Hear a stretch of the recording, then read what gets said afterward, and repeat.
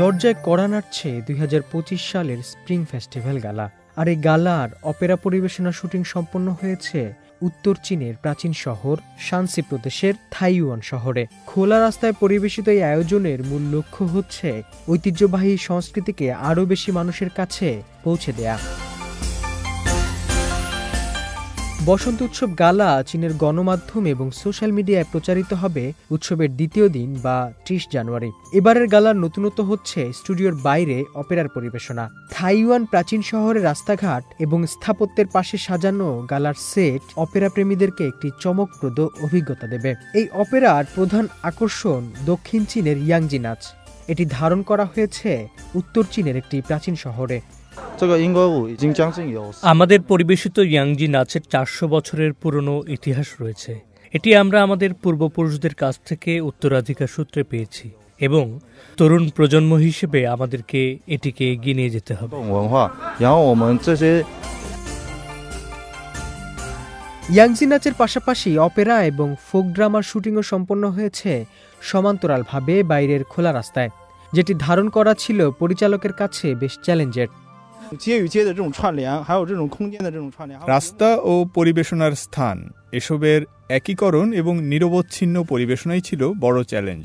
প্রায় ৫০০ পেশাদার শিল্পী এবং ৫০০ অভিনেতাকে সমন্বয় করা এক বিশাল চ্যালেঞ্জের কাজ ছিল।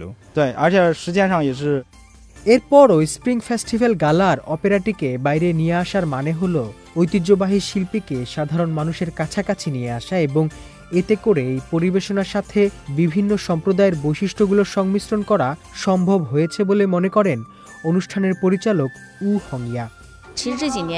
সাম্প্রতিক বছরগুলোয় গালার বার্ষিক অপেরা অনুষ্ঠিত হচ্ছে স্টুডিওর বাইরে। এবারের শোতে ভিন্ন ভিন্ন রাস্তায় এবং ভিন্ন ভিন্ন স্টাইলে পরিবেশিত হলেও ঐতিহ্যগত অপেরার মূল থিম ঠিক ছিল। এই বছরের গালার অন্য একটি উল্লেখযোগ্য অংশ হচ্ছে তরুণ শিল্পীর টেলিভিশনে আত্মপ্রকাশের সংখ্যা বৃদ্ধি। সবচেয়ে ছোট শিল্পীর বয়স ছিল ৪ বছর। ফলে চীনের ঐতিহ্যবাহী অপেরা তরুণ প্রজন্মের মাঝেও দারুণ জনপ্রিয়তা অর্জন করেছে বলে মনে করেন এই পরিচালক। সম্প্রতি আরও বেশি সংখ্যক শিশু এবং কিশোর কিশোরী ঐতিহ্যবাহী অপেরা শিখতে শুরু করেছে, যা আমাদের জন্য বিভিন্ন ধরনের অপেরা এবং লোকনাট্য পরিবেশনায় এমনকি খুব ছোট শিশুদেরও যুক্ত করার আরও বেশি সুযোগ তৈরি করেছে।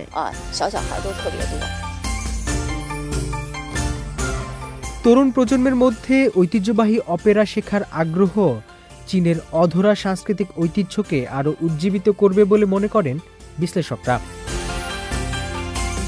হোসনে মোবারক সৌরভ, সিএমজি বাংলা।